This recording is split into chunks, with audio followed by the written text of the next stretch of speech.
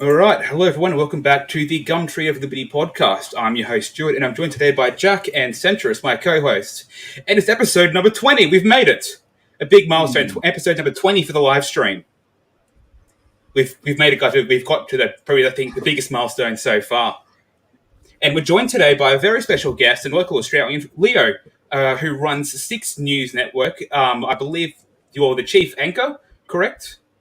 Yep, that's right. And also the founder. Probably Australia's youngest journalist, I'd say.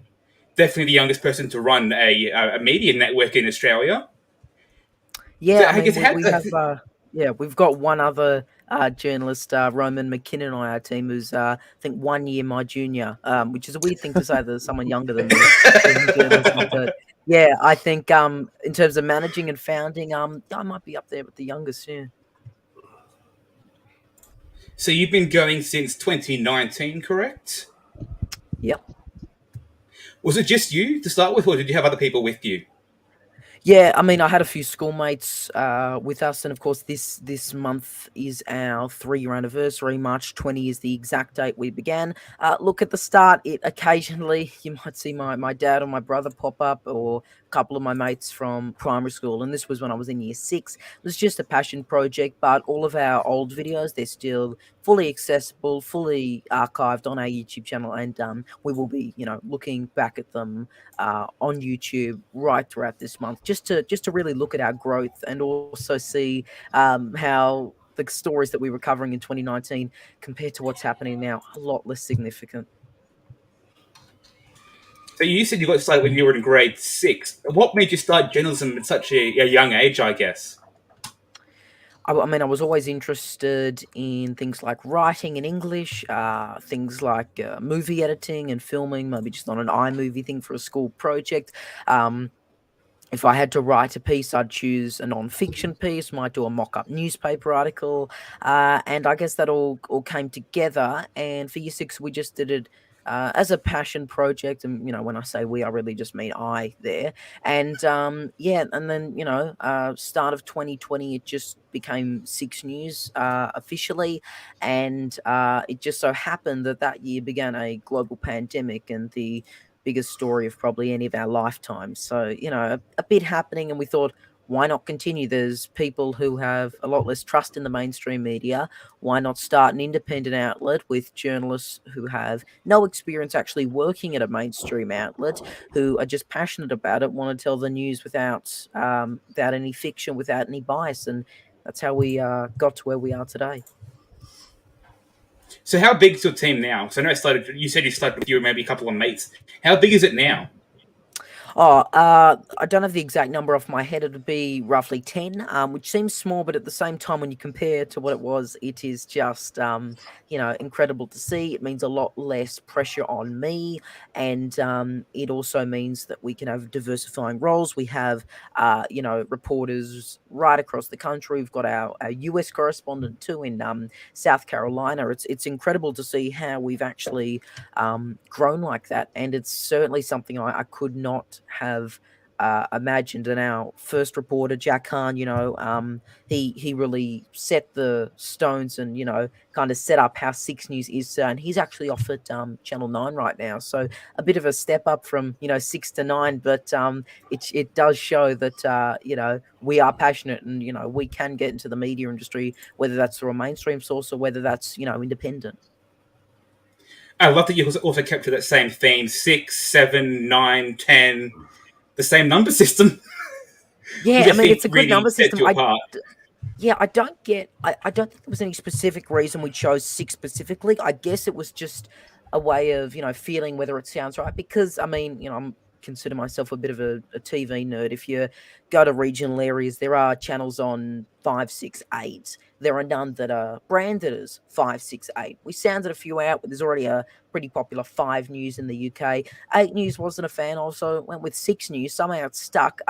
It always occasionally gets the weird YouTube comment. There was one that was something like, if you want to survive the uprising, change your name to something like Young News, anything with the number 6 in a, yada, yada, yada, yada, whatever that is. But I think, we're not changing it. It's a good name. It's stuck. If I wanted to change it, I don't. But if I wanted to, way too late. It's definitely a name that people know. And it seems, on Ozpol Twitter, whenever you see Channel 6, 6 News, you don't even need the full 6 News AU. People do tend to be talking about us, which I think's, pretty cool. It is. I don't think you want to be associated with Channel 5 News anyway, because there's a gonzo journalist that does some pretty edgy stories that goes by Channel 5 or 5 News. So I just know 5 News based on them being the Neighbours broadcaster over in the UK. But this one's in the US. There's just a YouTube thing, but it's a bit edgy. I think I've seen that. Yeah, It's good. He's a gonzo journalist. He does a good job. Yeah, he does a really good job. So speaking of big stories, you mentioned COVID. I want to talk a bit about the Hawthorne West Primary School story, because I think that's where you really hit the mainstream, getting on and a 3AW radio and all those other big programs because of your coverage of Hawthorne West Primary School, with I believe it was the bell being taken down, if I remember correctly. So how did you find out about that? Because it wasn't covered. I don't think anyone else covered it really.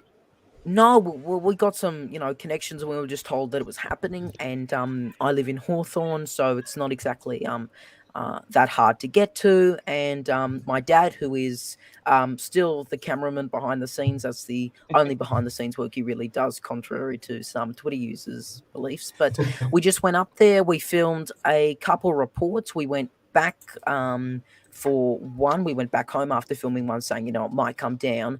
Then we went back up a couple minutes after it was there, and because there were actually a few parents watching, it did come down. And somehow, I just posted that to Twitter. I'd been on a couple of mainstream sources before, 10 and actually, probably just Channel 10 in terms of mainstream. And then 3AW interviewed me that morning. Channel 9 reported on it, not even as an interview. They just chucked it in their afternoon news. And then it made the front page of The Age the next morning. And then later after that, that also got me on Sunrise. So, I mean, it was pretty crazy to see that happen, just a small local story, which in a way was going back to our roots, because the first year it was really covering stuff from around the Hawthorne area here in Melbourne. I mean, it was called HMV, Hawthorne Melbourne Victoria, a bit of a nod to the old call signs. And yeah, it was really just going back to our roots, covering that local story, somehow gained national attention. Have you had any other stories like that since then? Anything that's been exclusive stories from you in a local sense, or have you shifted more in your focus to bigger national and state stories, or do you still have that strong local focus? Yeah, I think we definitely have kind of moved towards a national thing. We are based in Victoria. I mean, I am, a couple of others in our team are. That doesn't mean, we are Victorian news, so it's not a state, national, world situation. It's really a national outlet. Look, the only time we've really covered a local story on the ground since then, a major one, would have been those the protests in Melbourne. One of them happened to be moved right near the 6 News studio, and actually went past, and then it ended up a couple of streets away. They were marching past my house, and we reported on just after that, when one of the roads, it was just totally closed off. There were smashed beer bottles, leftover Australian flags, and it just so happened that we had come back from some filming, so I had all the mics with me, was in a shirt and a tie, same shirt I'm actually wearing now, in fact, and covered that. That's the only real local-ish story we've covered. But we definitely try to report on the ground as much as possible.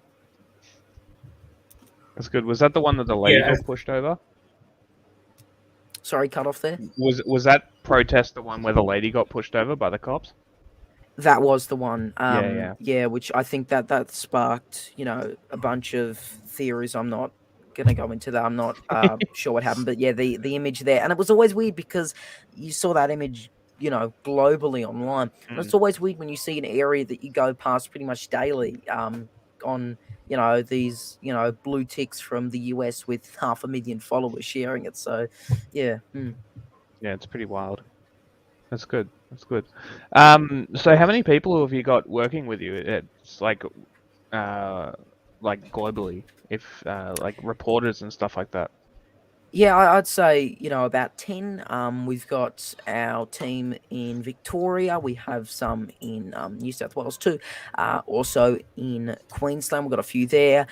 We also have our US correspondent who is in South Carolina, and we also utilise the resources of in a bit of an affiliation agreement of WAMN News, who are in WA. So we don't have our own independent presence there, but we definitely use them for resources. They use our resources, and it's really good because they're independent, like us. Although they've been doing it for a bit longer, and you'd probably notice that almost every WA related press conference, their microphone is there, and we've only attended a press conference once, which was underground at the Metro Tunnel just before lockdown 2 in 2020, which was it was wild. And somehow our logo, we managed to stick it in front of all the others, and got on ABC News later that night, which was amazing. And I would love to go to plenty more press conferences, but it is not the easiest to arrange. I'll tell you that.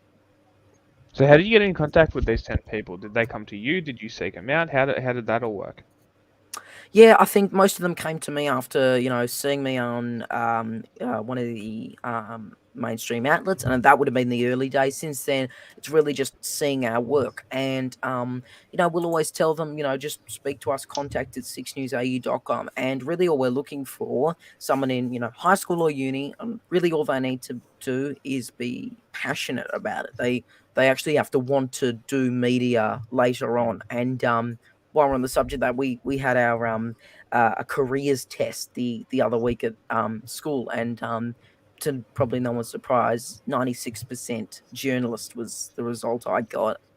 We had to speak to a careers counsellor later today, and it was weird because they said, oh, journalism might be good for you. And yeah, I know a bit about that. So.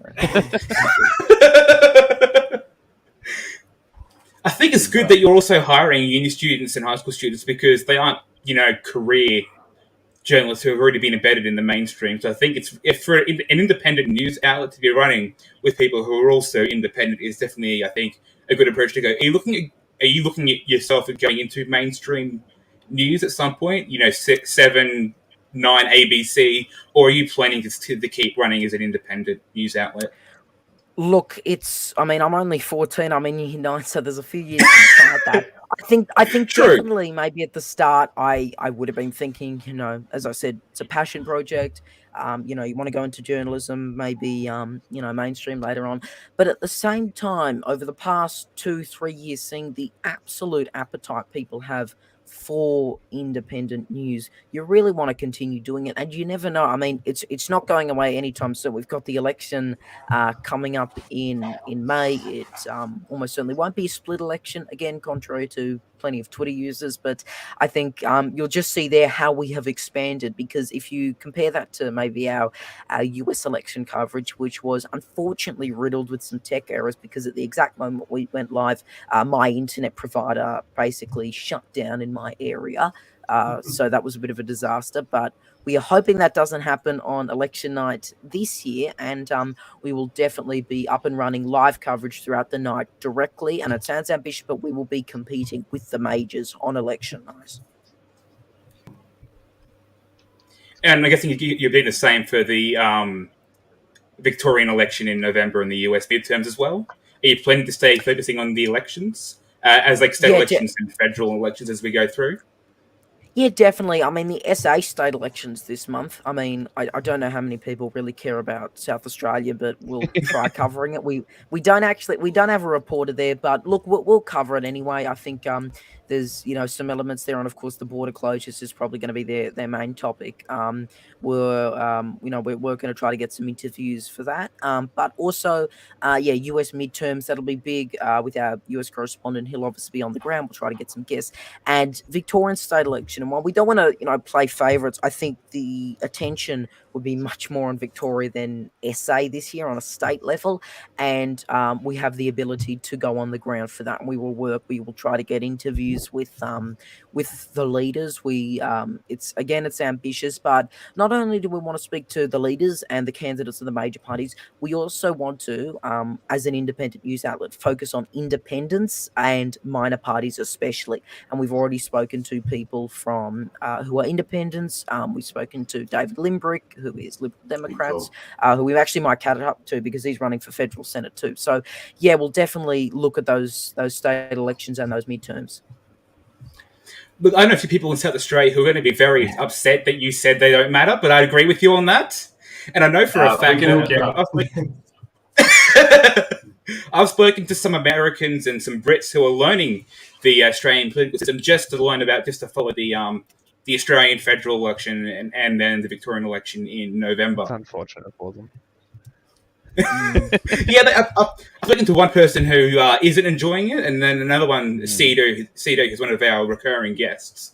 She's gone and started watching a lot of YouTube videos on how our system works. So there's a bit of mixed interest out there. Some people love it, some people hate it. It is politics, so it can be boring at times, but it's always... We're going to try to explain it too for our US audience, because it is a complicated... well, it's not too complicated. I mean, I prefer it to covering the US. I mean, I don't understand the whole 18-month election cycle system there. Yeah, it's a weird thing, but look, I do enjoy covering the Australian elections. I was covering it back in the very early days, 2019, and yeah, I think we'll try our best to explain it for overseas, because we always want to make sure to do that, because as a digital news outlet, everyone can really see us a lot, and like we've done on our website with our article on the Australian premiers, chief ministers, prime ministers, health ministers and health officers, because there was a bunch of misinfo going around about that. We'll try to do that the same with our leaders, and we're also actually going to try to put together a list of all the federal MPs who are not running for re-election, because there's quite a few actually. Yeah, we are very. That's a good idea, because they'll be more willing to talk, which is so do you know interesting. Do you know how big of an international audience 6 News has? Because I know even though you guys are an Australian outlet like us, I'm sure you have a pretty big following from international audiences who want to hear an independent news perspective on Australia. Absolutely, and I think we've got a bunch in the United States. Our website numbers were almost identical for Australia and the United States, which I think was pretty good. Definitely, we promoted being optional for the US a lot during the US election in 2020, but we will continue putting ourselves out there, and I think for major breaking news or major stories relating to us politically, for example, if there was a Lib spill, which who knows, there very well might be, we would really try to take a step back and explain that so everyone could understand. The Australian Prime Minister, Scott Morrison, these were the last leaders, because we can't really just say to a US, oh yeah, Turnbull was gone a few years ago, ScoMo's now gone. That's not how it works. So if you've got a big American audience, are you looking at putting on more American correspondents in the future, or are you going to still have that Australian focus? Yeah, look, or don't you know? We definitely want to speak to a lot of guests. Our US correspondent, as I said, Jackson Gosnell, he's done a fantastic job, and he already arranges a lot of his own interviews, which is great because it takes a lot of pressure off me, and it's good initiative too. We want to expand. I think it's probably rare because we might be the only Australian news outlet that has a US correspondent that is not in either New York, LA, or Washington. And again, he's in South Carolina, so he's always on the ground, speaking to people and of course voters. It's a very niche market. Where is he in South Carolina? Greenville. Greenville. Okay. Yeah. Okay. Interesting, because I was in South Carolina when I was over there for studying. So I was in Columbia, which is where all the politicians are. So it's just a very interesting, an interesting state. Was it just by chance that he was in South Carolina, or is that of Yeah, recent. it's just by chance. We didn't look for anyone specific in any specific state because, I mean, we have our Victorian reporters who have reported on, Myanmar sometimes. So, anyone can do really anything. It's in one way, it's just a label, but yeah. Also, we also might be one of the a few Australian outlets with the US correspondent who is actually an American because you can hear that accent. It's not exactly something we hide. So it's not like we've shipped him up from Sydney. We've definitely just spoken to him on the ground, and he has just been fantastic. It's been with us for quite a while. Cool. Well, I'm happy to say that we're going to compete with you on that because we have 2 Americans who are writing for us. So I'm going to compete with you on that and having who has the more American correspondence. We'll see by the midterms. Yeah. Sure, you're on. Back to Australia then. So, Leo, have you noticed a uptick in attention towards politics over the past 2 years?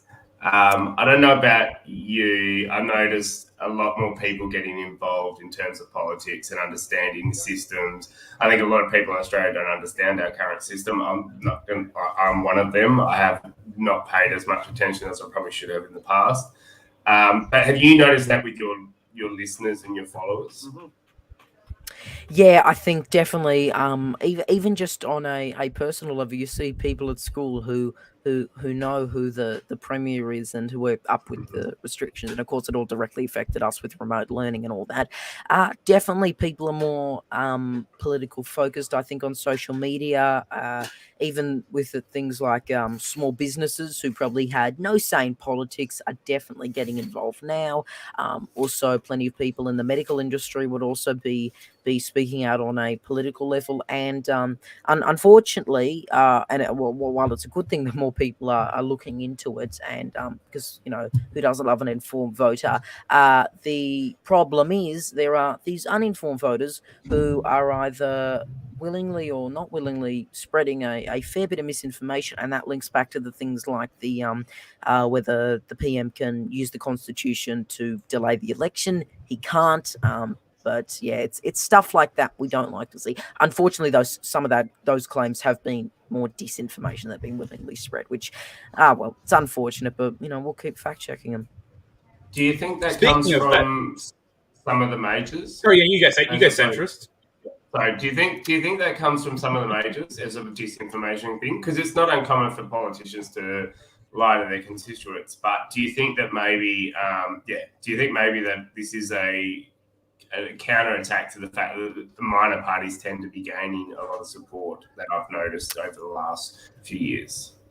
Yeah, look, I mean, politicians, they do lie. I think that's factual. We'll start with that. But look, I think a lot of the claims like this split election stuff, the stuff about whether Dominion voting machines are going to be used in Australia, I don't think that's come from the majors, but I mean it's not like the PM's getting asked about this and coming out and condemning this kind of stuff.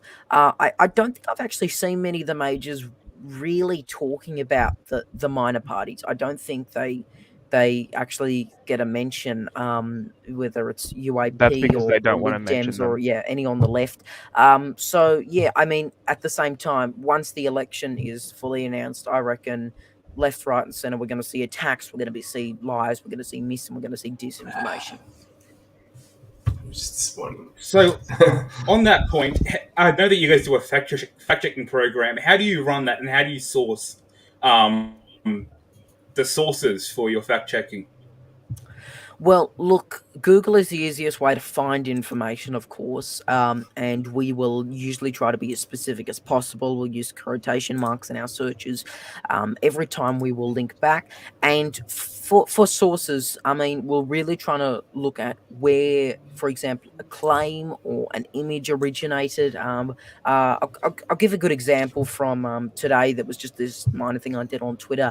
There was this claim that, there was a second Biden or whatever, because one wrote with his one wrote with his left and one wrote with his right. And what happened? We just decided to look up Biden signing White House, simple kind of thing. First thing we found was the original image that was on CNN, which showed it was flipped. So we looked at the CNN and then we looked at the credit for that. We checked some dates, and I think off memory it was something from Getty Images. And so we just found the original source there. It's really not that hard to do. And anyone who uses a service like the AAP here in Australia, you look up simple phrases, you'll find those original images, and that's really good for our fact checking. Yeah, there's some simple ones that they throw out there. I think they do. Like, that's why I always question whether it's, like you said, disinformation by certain parties, because I'm pretty sure the same thing was done with Trump about which hand he uses in terms of voting, which is simple little things that don't mean anything in the whole grand scheme of stuff. So, I know there was the Melania double theories that were happening a lot just late last year. Stuff. Look, I mean, there are some theories we won't give attention to. There are others we won't write articles on. But look, again, a lot of it's either bogus, or it's people forgetting that some people can write with both hands, or it's just things like that. And it's unfortunate to see, but a lot of the time it does get shared a lot, because an account with maybe 10 followers could get retweeted by one with 10,000, then retweeted by one with 100,000. That's the issue. It's the people sharing it. And no, I mean, we will try to just say, because we have our tips of what to do when you see misinformation. If you have shared it, please just don't. It's a real issue. The sharing is probably even more of a problem than the claim itself. Yeah, I think on that, talking about the Americans for a second, and this is nothing against them, but whenever you see a claim come out of Australia, it's something to do with COVID, they immediately start retweeting it, and it just gets out there and spreads when it's misinformation or disinformation, and it spreads like wildfire. It's easier to spread than it is to contain. Yeah, and that's why we also put up that article, all the places in Australia that are currently in lockdown, and none are listed.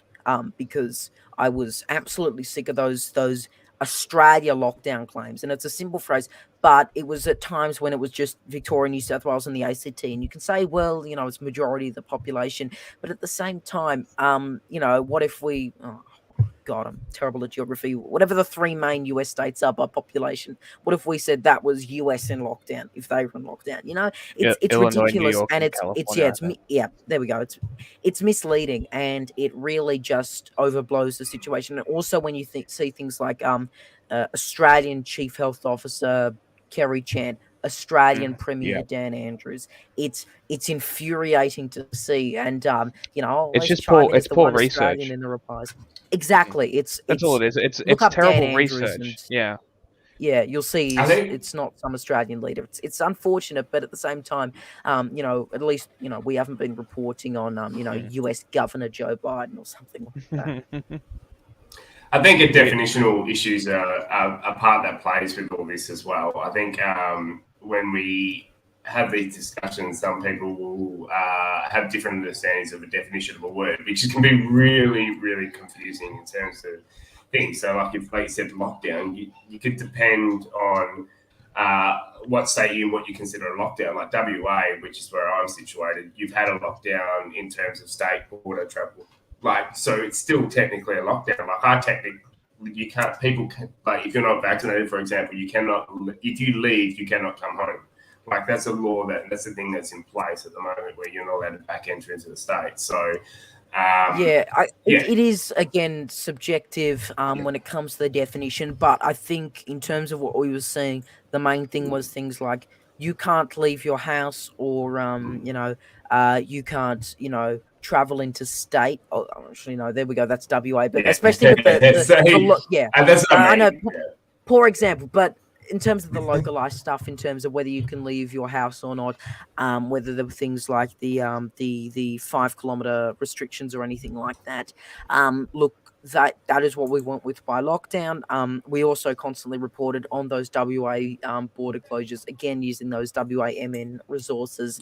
But look, I mean, you guys, unless something's changed while we're speaking, you can still travel within the state, and of course we'll have to see, because I think we are approaching that March 3 border shutdowns. We'll have to see how that goes, although there will be restrictions after that too.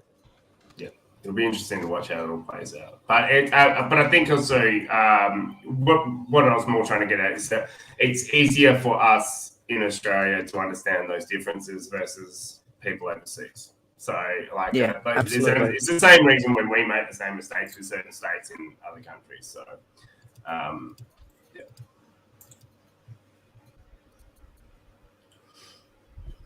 Well, it's funny about the misinformation stuff because We should have found this clip from Laura Ingram, who's a US Fox News reporter.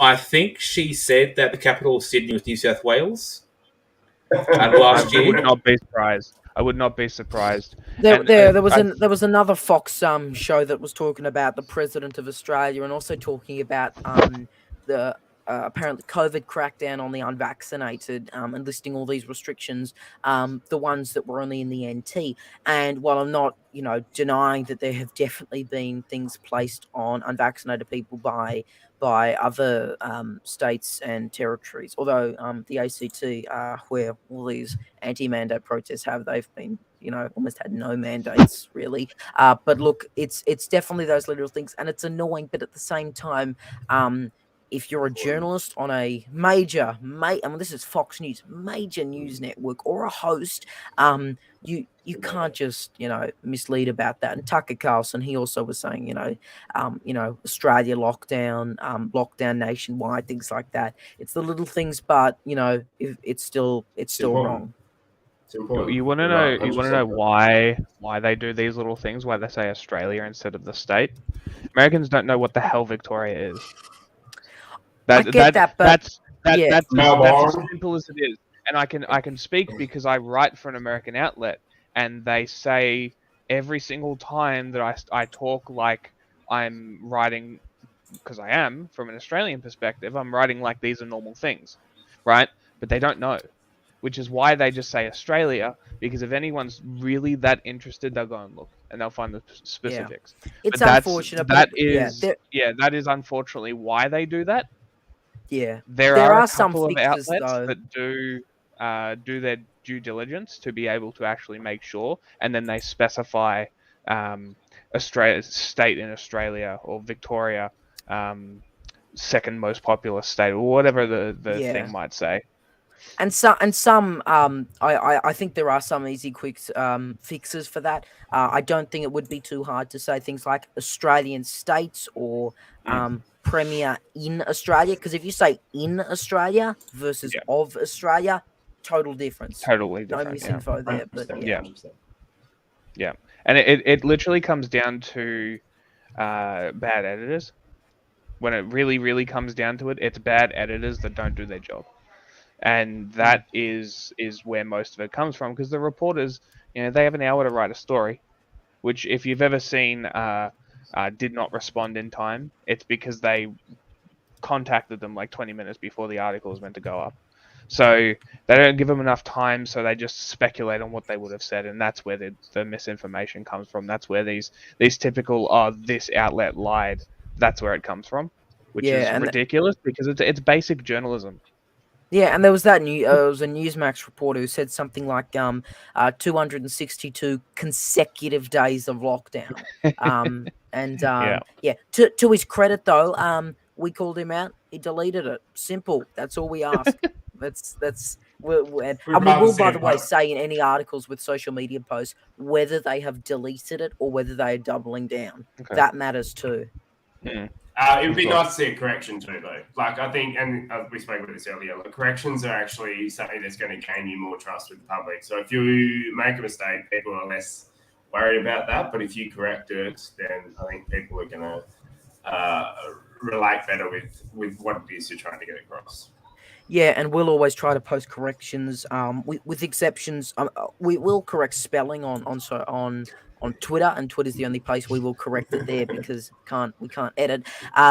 We will post corrections whether there was an incorrect date or even things like a miscredited source.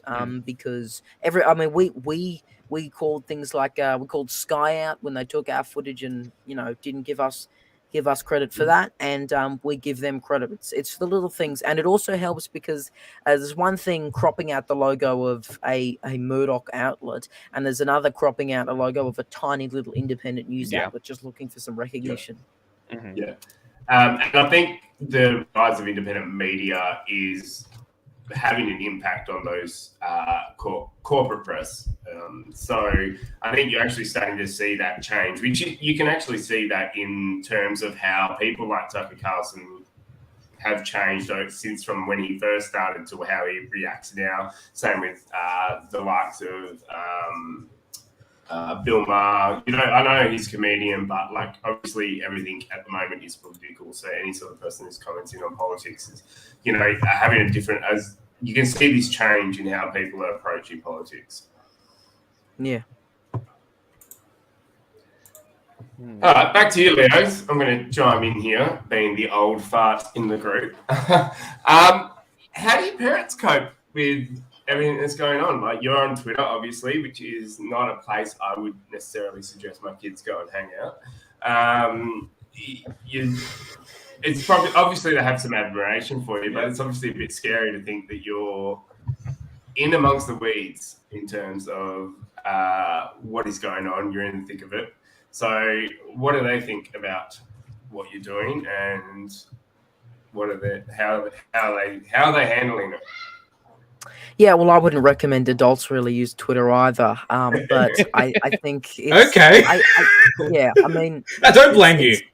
It's I don't know. It's not exactly the healthiest platform. But look, I mean, my parents aren't the most tech savvy, and I think that admit that too. My mum isn't on any social medias. My dad, he's really on, for someone his age, you can imagine Facebook, Instagram. He did sign up to Twitter around maybe May of 2020. I think he's only tweeted maybe 15 odd times. Once or maybe twice was addressing a infamous Twitter user who was going after me, saying, my dad writes my tweets and all that kind of stuff. So I was going to bring that one up. How'd that go? Yeah, I think she never replied, even when a screenshot was featured on, of all things, Andrew Bolt's show. Although the later response I got was, I think the person writing his tweets is the same writing yours, so we'll never win. But look, I think they're fine with it. They understand that I, maybe as someone my age, know social media a bit more.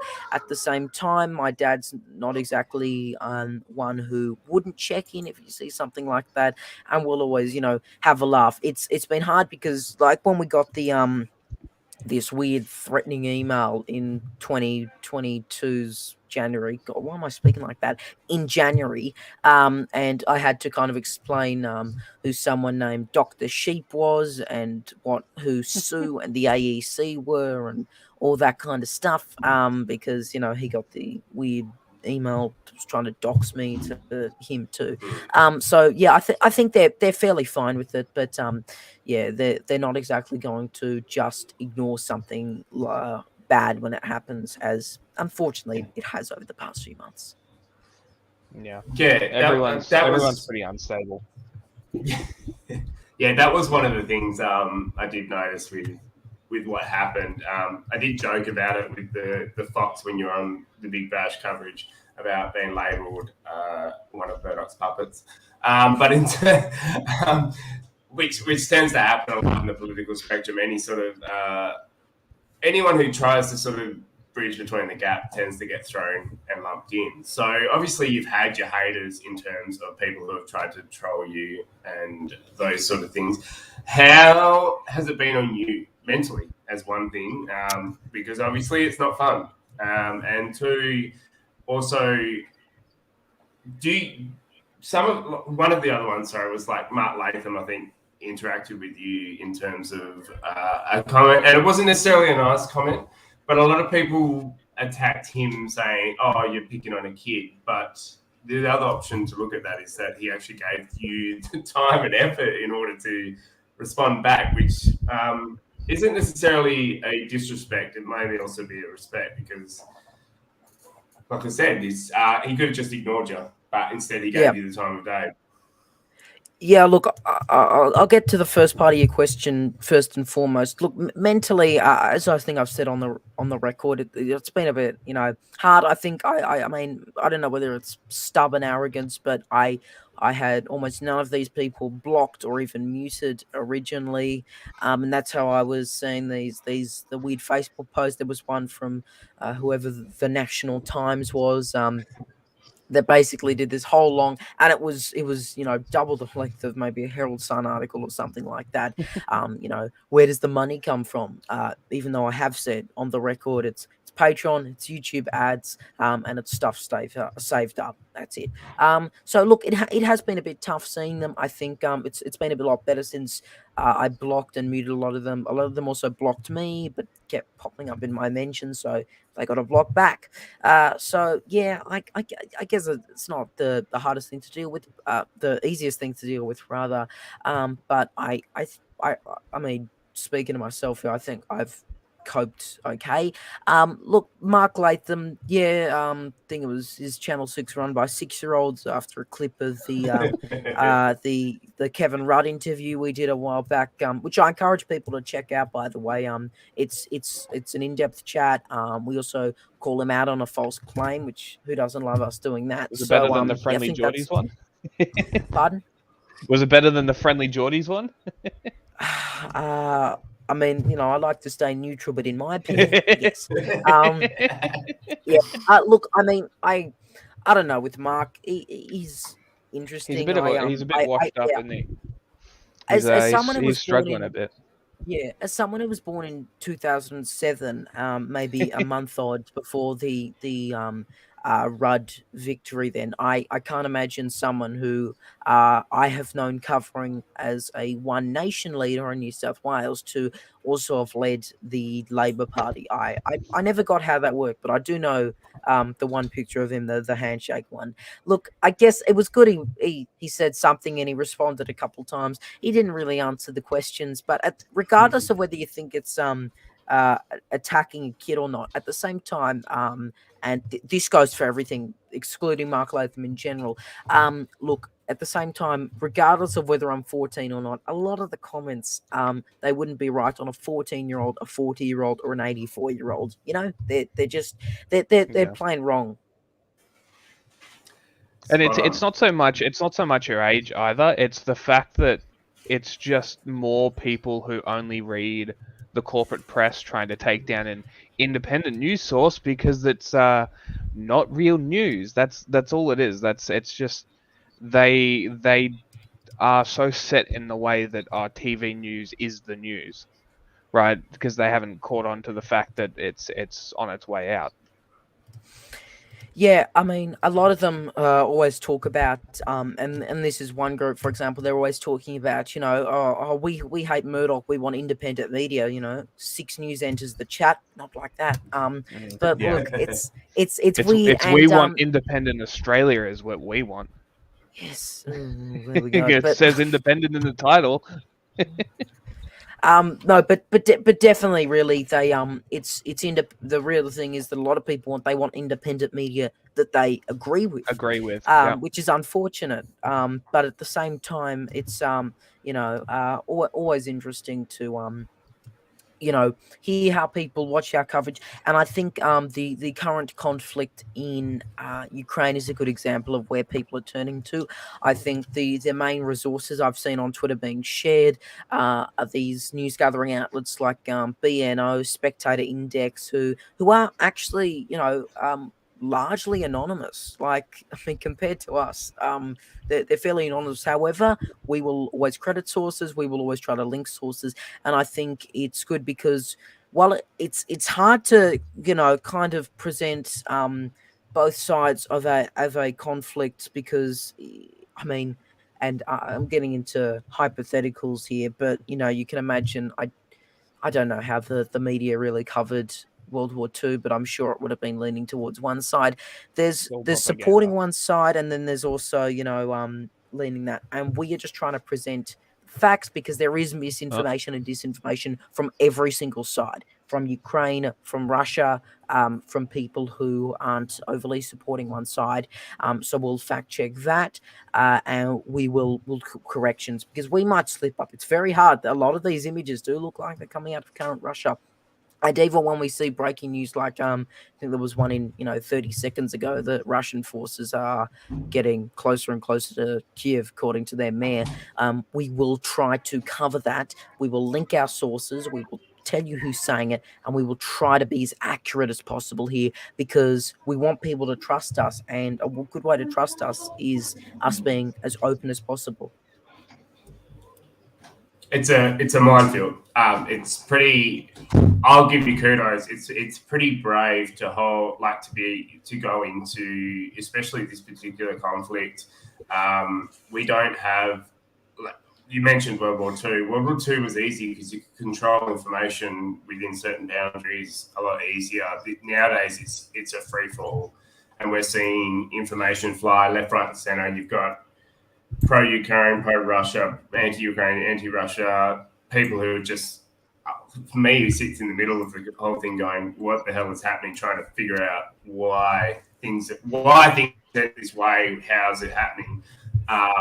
It's impossible to stop this flow of information. Yeah, I mean, it's the social media age, and there's gonna be no way to stop this. There's gonna be practically no way to stop people expressing their thoughts online. I mean, you go to some of the non big tech companies or big tech social media outlets, and you'll see what some people are saying. They're saying some interesting things, but it's going to be hard to see, and I'm not trying to imagine a World War III coverage situation here, but look, just in this, because it is a fairly major conflict, and I mean it's probably the least important thing right now, but it's also happening in a time when a lot of people are already online because of the pandemic. There's so many more people signing up to social media.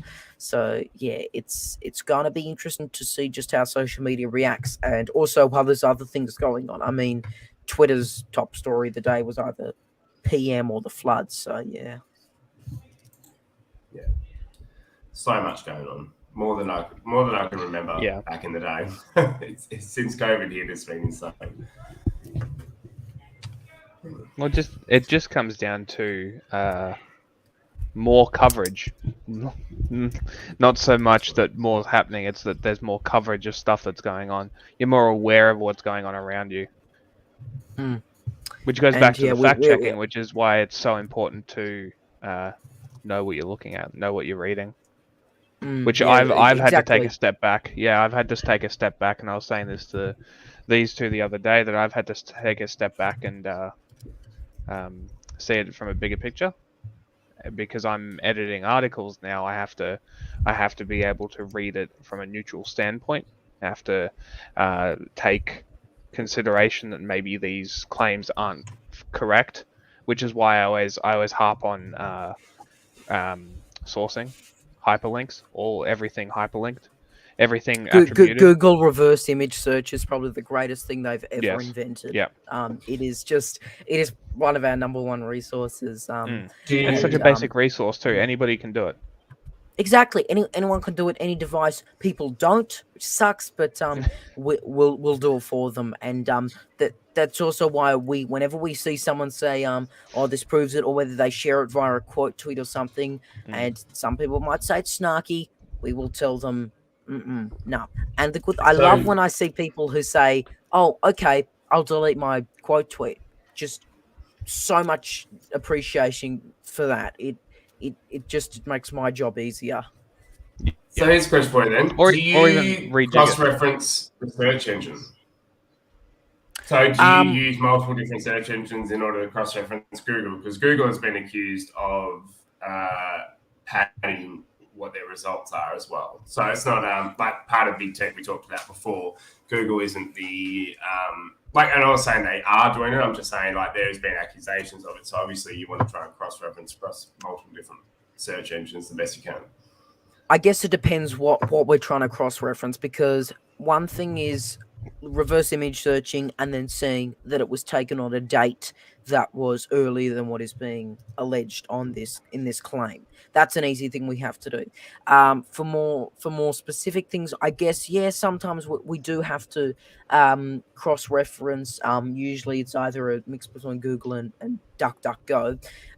But yeah, I think for the most part we've had really no trouble just using Google, because the one thing I don't really think they can fake is the dates on these posts and these YouTube videos. And again, it is such an easy thing for people to check. It's something that we should not have to do. And I think we're probably going to make a video how you can fact check at home, something like that. So make our job easier, you know? Yeah, that's a good idea. The ultimate goal is that you don't need to do it anymore.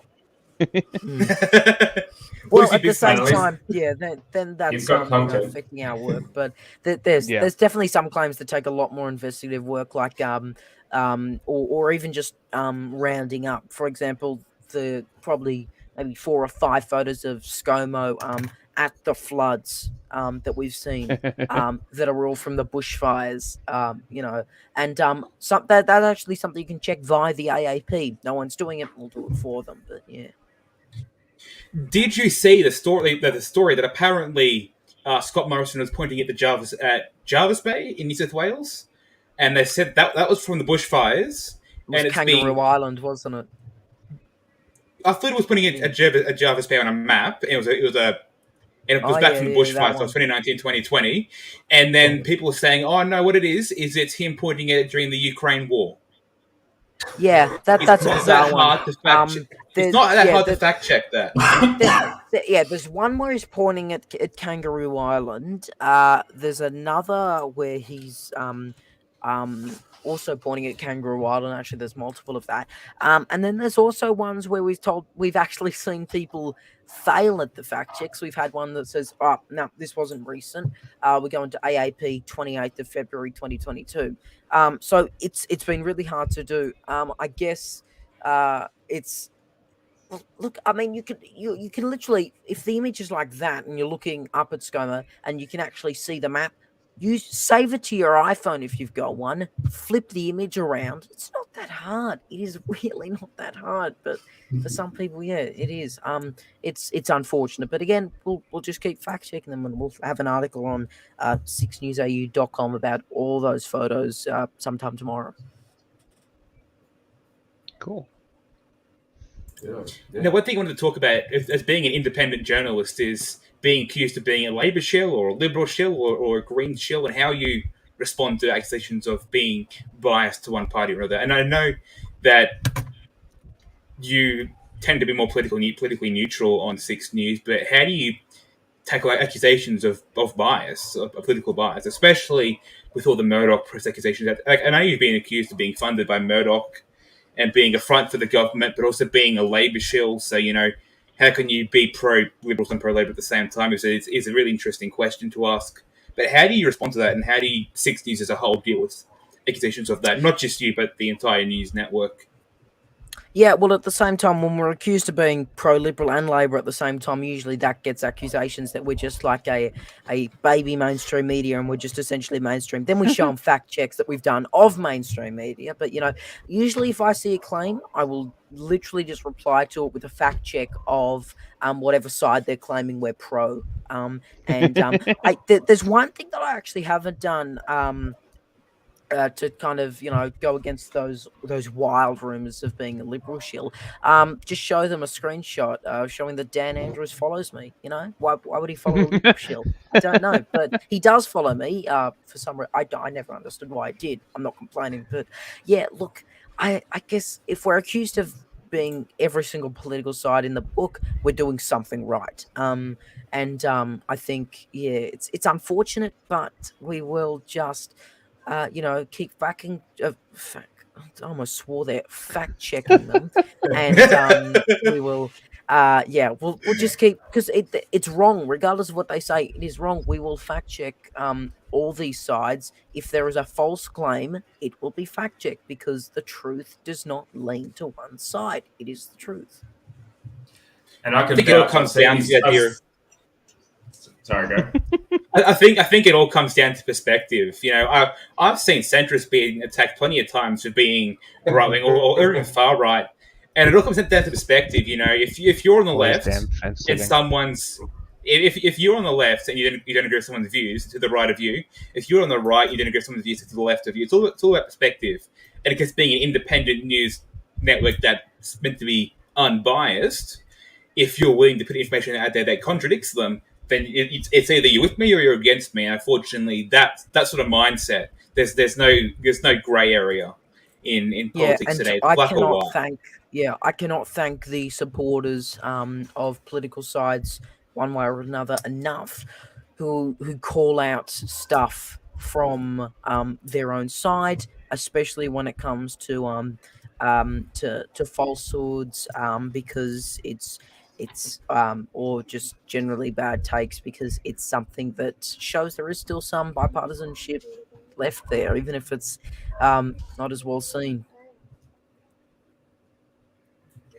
Well, you've spoken to Bolton, you've spoken to Adam Bant, so that's the two ends of the political spectrum, really, the Greens and Murdoch Press. So, you can't technically be accused of being biased. As you said, just show them the fact checks and rebut their crazy claims.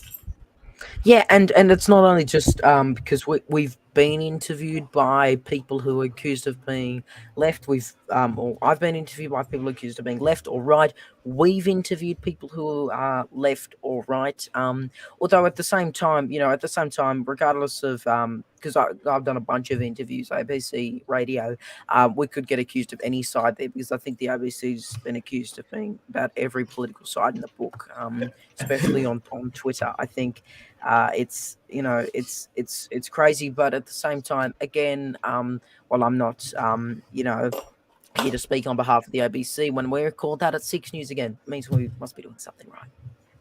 It's all right. I had someone try and tell me on Twitter that ABC was run by Murdoch.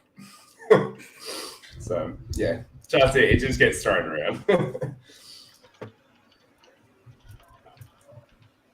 Cool. It's political tribalism gone rogue, really. It is. So let's get away from that then. Who are you're obviously independent, so who are the independent journalists who have inspired you in order to follow this sort of pathway? Do you have a list of guys that you follow? Yeah, look, going back to when I was starting it very early, 2019, when I wasn't on social media, by like YouTube, the inspiration was mainstream, and I think one presenter who I still look at the style of was the ABC's Ian Henderson, who there's footage of me watching one of his bulletins in a high chair. So I watched him from a young age. I think he was fantastic, and all kind of the the long running Melbourne news readers on a personal level I've liked. Look, at an independent level, I won't really play favourites, but I tend to, at least personally, subscribe and follow to as many as possible, because especially when breaking news happens, you see the difference in reporting. And like on a mainstream level too, we put out a video on how each of them reported on the Russia basically declaring war. And we saw how some said invasion, others said put out a statement, made an address, others just said what it was, declared war. So it's always interesting to look at those perspectives. I love hearing recommendations for independent journalists to follow, and that can include ones who are both neutral, like 6 News, or ones who may lean to a political side. Because again, once you follow enough from one political side and another political side, you'll also get a neutral kind of perspective.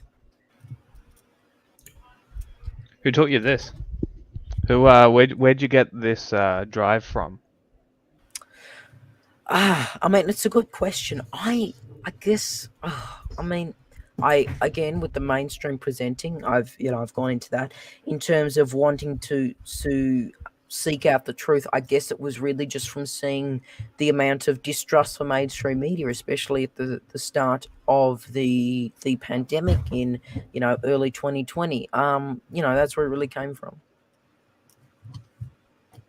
Interesting. That's fair. That's why I did it. I saw it wasn't so much the mistrust couldn't care less if people trust the mainstream media or not. They're as far as I'm concerned, they're dinosaurs, right? They're being left behind.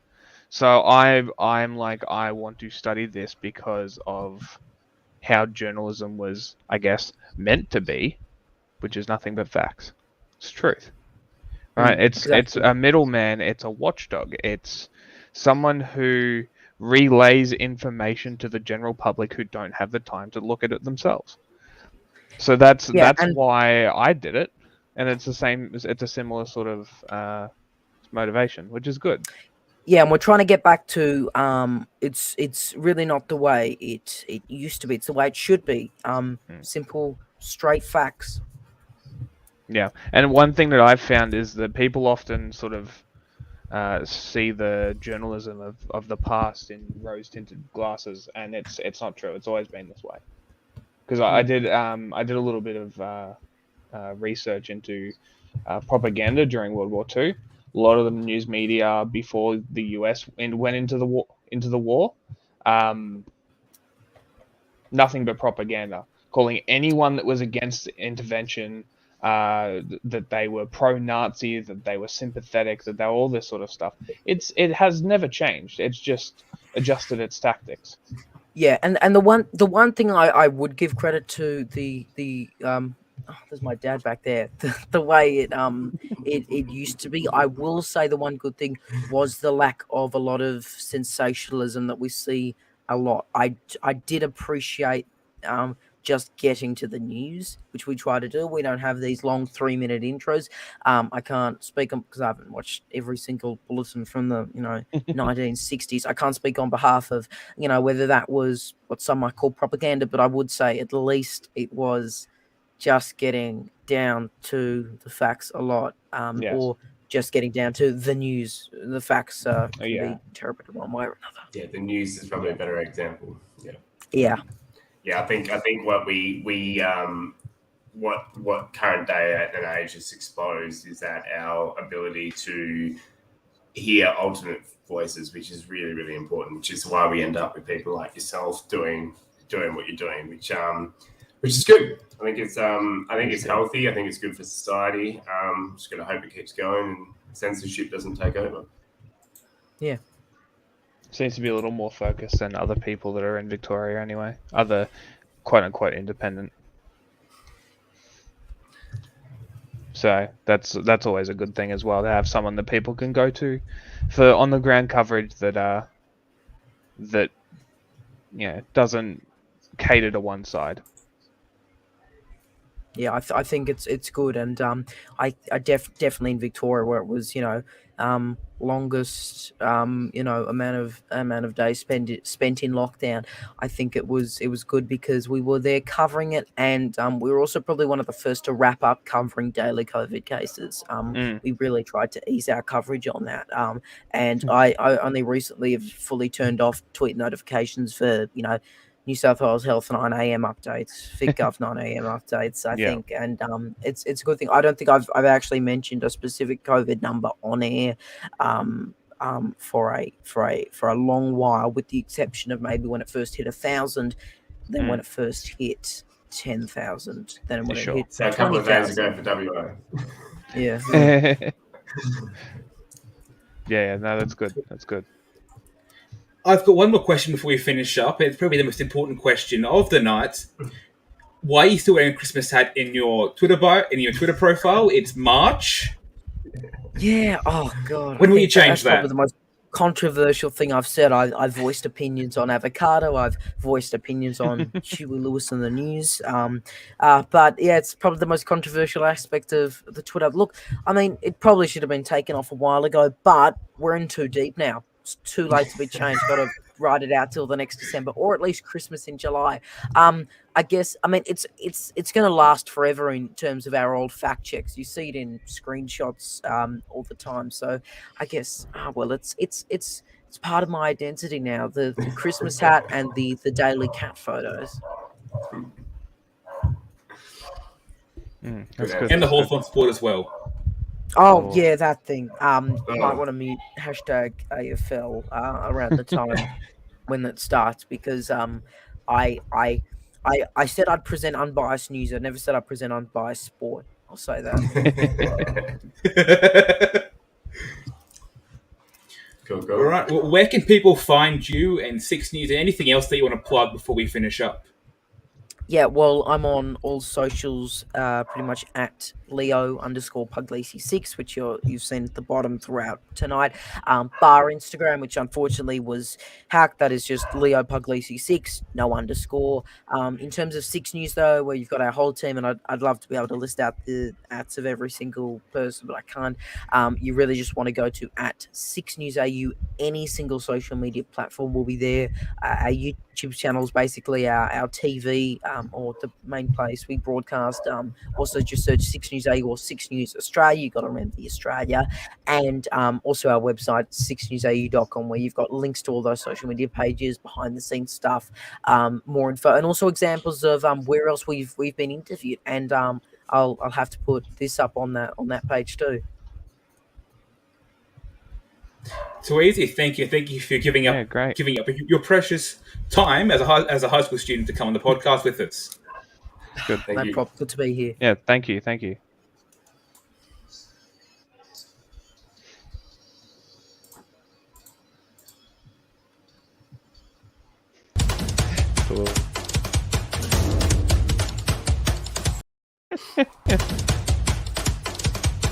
Cool.